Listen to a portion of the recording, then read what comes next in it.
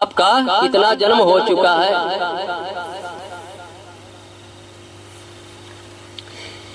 तो आलू का बीज है।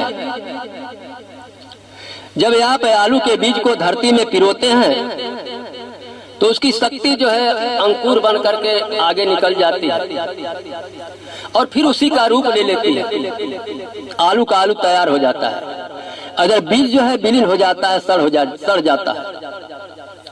तो चाहे किसी चीज का बीज हो, आम की गुठली हो, जामुन की हो, महुआ की हो, चाहे किसी चीज का बीज हो, आप उसको धरती में जब पिरो देते हैं, गाड़ देते हैं, तो उसकी शक्ति जो है अंकुर बन करके निकल जाती है, फिर पुनः उसी का रूप ले लेती है और इधर बीज जो है विलीन हो जाता है। तो इस धरती में तो पेड़ वृक्ष की उत्पत्ति होती है। तो कोई पेड़ वृक्ष है जो है जब फल देते देते फलहीन हो जाता है, उसकी क्षमता फल देने की नहीं रह जाती, तो अंत में उसकी टहनी डाले सूखकर गिर जाती है। तो कहते हैं बीज में पेड़ है, पेड़ में बीज है और एक से अनेक है।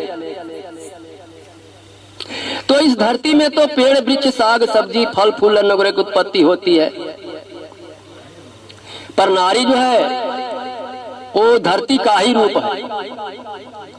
तो इस धरती के अंदर जब आप बीजारोपण करते हैं तो इसमें पेड़ वृक्ष साग सब्जी फल फूल वगैरह की उत्पत्ति होती है, पर धरती रूपी नारी के अंदर जब आप बीजारोपण करते हैं तो उसमें जीव की उत्पत्ति होती है। तो ठीक पेड़ वृक्ष की तरह ये शरीर भी जब फल देते देते फलहीन हो जाता है, फल देने की क्षमता नहीं रह जाती, तो अंत में इसकी टहनी डाले सूखकर गिर जाती है।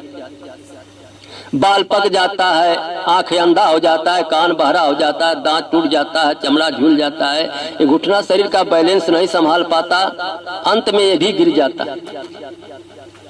तो कहते हैं बीज में पेड़ है, पेड़ में बीज है और एक से अनेक है। तो आपका कितना जन्म हुआ है कि जितना आपका बेटा बेटी है उतना आपका ही जन्म है। वो आपकी ही शक्ति अंकुर बन करके निकली है, वो आपका बेटा बेटी नहीं। वो तो लोग मर्यादा की दृष्टि से, लोग व्यवहार की दृष्टि से आप उसको बेटा बेटी समझते हैं, पर वो आपका बेटा नहीं। आपकी स्वयं शक्ति वहां अंकुर बन करके निकली है। आलू के बीज की तरह आपकी स्वयं शक्ति वहां अंकुर बन करके निकली है। आप आगे बढ़ते जाते हैं, पीछे सड़ते जाते हैं और एक से अनेक रूप में है। कहते हैं बीज में पेड़ है, पेड़ में बीज है और एक से अनेक है। जब आप बीज बोते हैं तो पेड़ होता है, पेड़ में फिर अनेकों बीज लगता है। उसी प्रकार आप एक हैं, आप एक से 5 बच्चे हुए तो पांचों आपका ही रूप, वो आपकी ही शक्ति वहां अंकुर बन करके निकली है, वो आपका ही जन्म। तो आपका कितना जन्म हुआ है कि जितना आपका बेटा बेटी है उतना आपका ही जन्म है, वो आपकी ही शक्ति वहां अंकुर बन करके निकली है। यही प्रकृति का प्रवाह जारी है। आगे बढ़ते जाते हैं, पीछे सड़ते जाते हैं। परबाजा से दादा आया, दादा से बाबू आया, बाबू से बेटा आया, पोता आया। यही प्रकृति का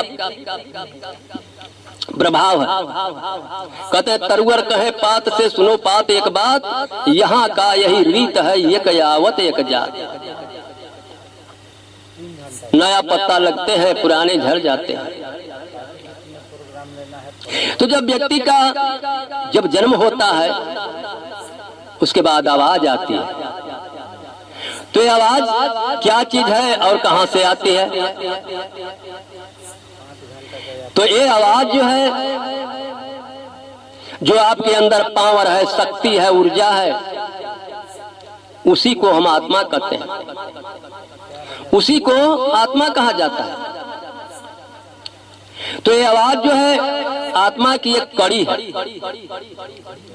और ये आवाज जो है मन और इंद्रियों का सहयोग लेकर के आकाश मार्ग से विचरती हुई और बैखरी वाणी द्वारा बाहर प्रकट होती है। मन और इंद्रियों का सहयोग लेकर के आकाश मार्ग से विचरती हुई। आकाश मार्ग क्या है कि आपके अंदर भी आकाश है। जो बाहर में आकाश है वह आकाश आपके अंदर है। और यह आकाश कहाँ है? जहाँ आपकी जीभ नहीं सटती है, वही आकाश है और वही आकाश से ही शब्द बनता है। हर जीवों में आकाश नहीं है इसलिए शब्द नहीं बनता। हम मनुष्यों में फुल मात्रा में आकाश है इसलिए शब्द बनता है। तो आवाज जो है मन और इंद्रियों का सहयोग लेकर के आकाश मार्ग से विचरती हुई बैखरी बाणी यानी मुंह द्वारा बाहर प्रकट होती है। ये आवाज, ये शब्द कैसे बना? तो जैसे हारमोनियम की पत्ती है, जब भाथी देते हैं आप तो हवा लेते समय नहीं, जब रीढ़ पर हाथ फेरते हैं जब हवा निकलता है तो उसमें से अ का उच्चारण होता है।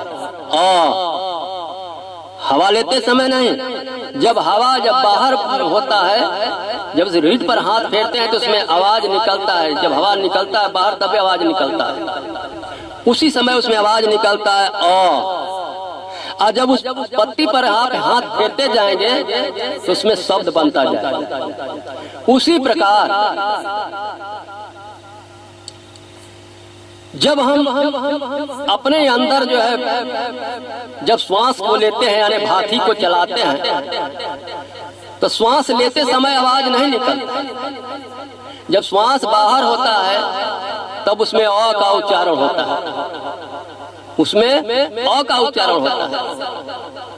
तो ठीक हारमोनियम की रीढ़ के तरह जब हम जीभ और ओठ को फेरते हैं हारमोनियम की पत्ती के तरह तो उसमें शब्द बनने लगता है।